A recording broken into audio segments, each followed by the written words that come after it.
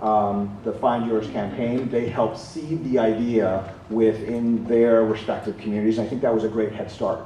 We did two initiatives. One was with travel bloggers, and the second was with a group of young filmmakers, the Nifty organization, which is based in Seattle.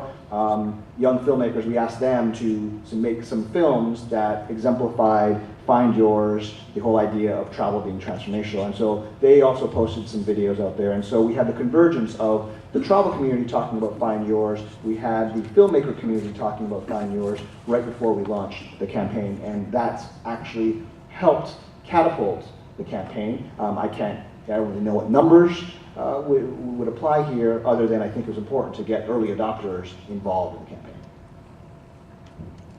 Was the Martin Agency involved in this? No, 180 LA. So what is the consumer feedback so far? Consumer feedback? Positive. I mean, it is, I shared some of the information, some of the quotes from YouTube, Facebook, and Twitter, but generally, across the board, it's been a rounding applause, right? So if you break up kind of the work into three buckets, there is the TV commercial work, the Find Yours commercials I showed at the beginning. That is really setting a tone for the campaign. It's celebrating travel. It is clearly something that is resounding with the travel community, because they can see themselves in some of these vignettes, if you will.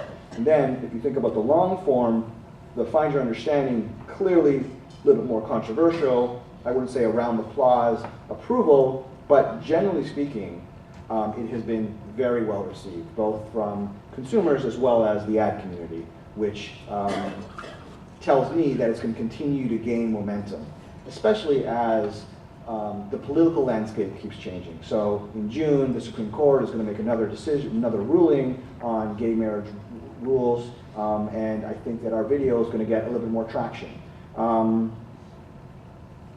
So generally positive. Along those lines, how do you respond to negative feedback, if at all? So I actually tested that particular spot, Find Your Understanding, before we launched it, just to gauge the consumer sentiment, right? And we estimated a good quarter of the population would find it not appropriate. We made a business decision that it was the right thing to do. We weren't going to change a thing, and we moved forward. I don't think there's been any, not that I can measure, backlash because of it. In fact, I think on the opposite side, we probably gained a whole bunch of new followers, loyal fans, who are proud that a company's standing up for an issue, whatever that issue is. And I think it's important. Like I said at the beginning, or within my presentation, it's important for brands to really have a point of view, because I think consumers are expecting it more and more, especially as we start to have these one-to-one relationships. But generally speaking, I don't comment publicly on praise or negative criticism. I know that we know that advertising doesn't appeal to everyone, whether it's comedy or whether it's something like Find Your Understanding. Did you get any pushbacks from your own legal department working the social media, especially when you have people sharing their images and things like that? So are you referring to the app development? Not the app, when... In general, fine, in general, sure. Yeah, the whole campaign is about UGC, and yes, we've had numerous conversations with legal, and I can tell you we built processes in place, and so this is not an easy turnaround, but we can't just go and ask for content. There has been processes in place to make sure we're asking for the right thing, and we're using it in a way that is not just appropriate, but we're clear with the user or the content provider on how we're using their film. Because you can imagine there's a lot of stakeholders here, right? There's the person in the film, there's the person who took the film, the photographer, and then there's people in the background or landmarks in the background. All of that requires IP issues and legal issues, which, yes, I've lost all my hair because of it. I'd like to learn more. Okay, a lot of questions.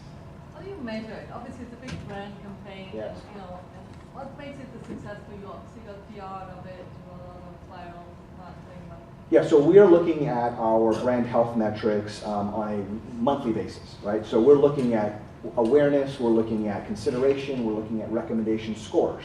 We've been tracking this, by the way, for the past 7 years. So we have data that tells us whether or not there's an uptick in brand affinity, brand association based on our campaign. Okay? We're also looking at our traffic on our site, and we're seeing growth. Now, it's because of the nature of our business, it's really difficult to parse out what's driving the growth. I mean, there's macroeconomic issues, there's supply issues, there's price issues, there's our own marketing that's driving some of that growth. But we believe, based on testing, based on brand health scores, that this is a factor in our growth.